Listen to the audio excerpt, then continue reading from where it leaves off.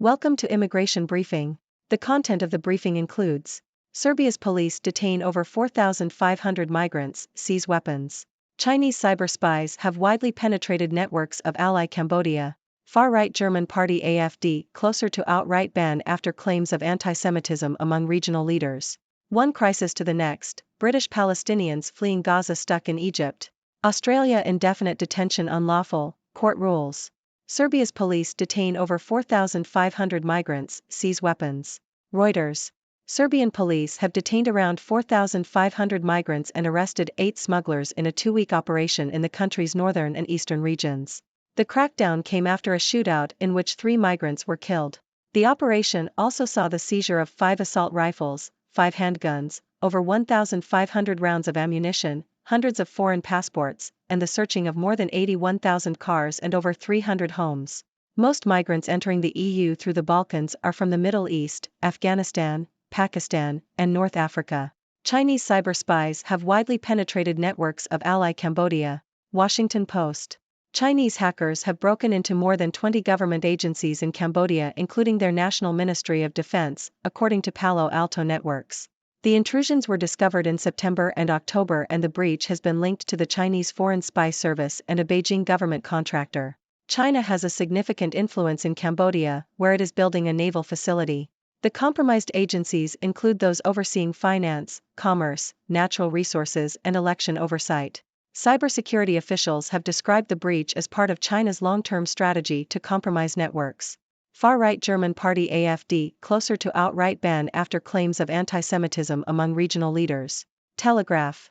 A regional chapter of the Alternative for Germany, AfD, party has been classified as extremist by Germany's intelligence agencies, a move that brings an outright ban on the party a step closer.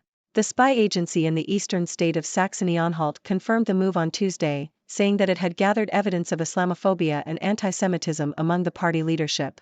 Leading party figures had demonized migrants by referring to them as invaders and intruders, said Johan Hallman, state spy chief.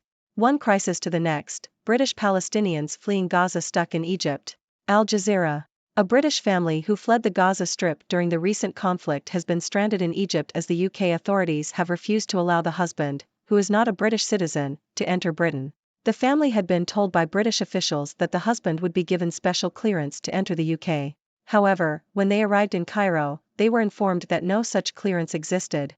The family has now applied for a visa through the normal system. Australia indefinite detention unlawful, court rules. BBC.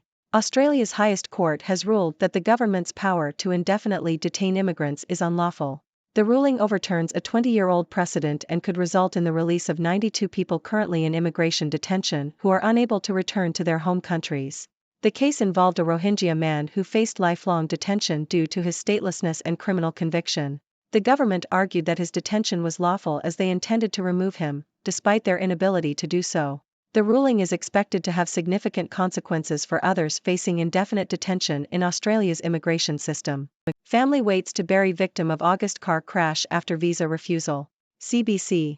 The family of a man killed in a car crash in Ottawa is pleading with the Canadian government to allow his father, who lives in Burundi, to attend his funeral. Frank Ndwari was killed in August after his car was struck by a drunk driver, leaving behind 2 young daughters. His father, Adolphe Rukunkanya, applied for a visitor visa to attend the funeral, but the application was rejected on the grounds that he had not shown convincing proof that he would leave Canada after the funeral.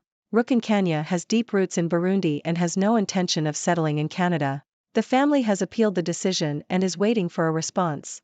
Immigration experts say that applications from African countries are generally less likely to be approved, and that immigration officials often view applicants from these countries with suspicion. The family is urging the Canadian government to show compassion and allow Rukunkanya to attend his son's funeral. Ukraine recap: Kyiv readies for assessment on EU accession talks. Yahoo! Ukrainian President Volodymyr Zelensky has stated that joining the EU would bring economic security and social stability to Ukraine. In response, Kyiv is readying its next steps once the European Commission issues an assessment on Wednesday regarding whether to recommend formally opening accession talks.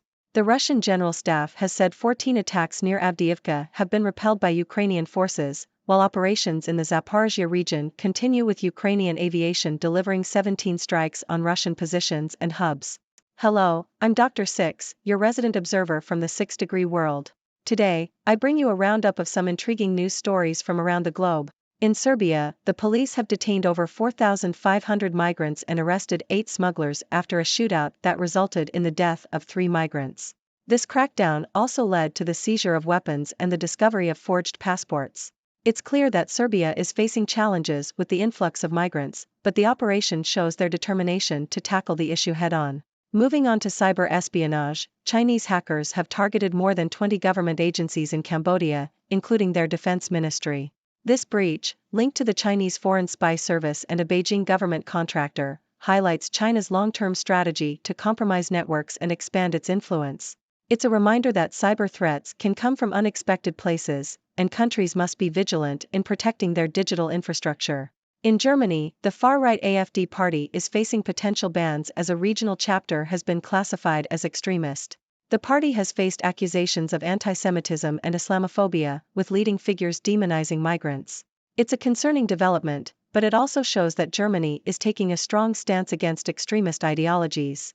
Turning our attention to human stories, a British family who fled Gaza during the recent conflict is now stranded in Egypt. The UK authorities have refused to allow the husband, who is not a British citizen, to enter Britain. It's a heartbreaking situation for the family, who were promised special clearance, only to find out that it didn't exist. This highlights the complexities and challenges faced by those seeking refuge in other countries. In Australia, the highest court has ruled that the government's power to indefinitely detain immigrants is unlawful. This ruling could lead to the release of 92 individuals who are currently in immigration detention and unable to return to their home countries. It's a significant decision that could have far-reaching implications for Australia's immigration system. In Canada, a grieving family is pleading with the government to allow the father of a man killed in a car crash to attend his funeral. The father's visa application was rejected, raising questions about the compassion and fairness of the immigration system. It's a reminder that immigration policies should prioritize human empathy and understanding.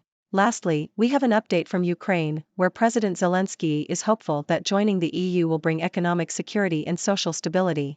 The country is eagerly awaiting the European Commission's assessment on whether to open accession talks. Meanwhile, tensions with Russia continue, with Ukrainian forces repelling attacks and carrying out strikes on Russian positions. These stories showcase the diverse challenges faced by countries and individuals around the world.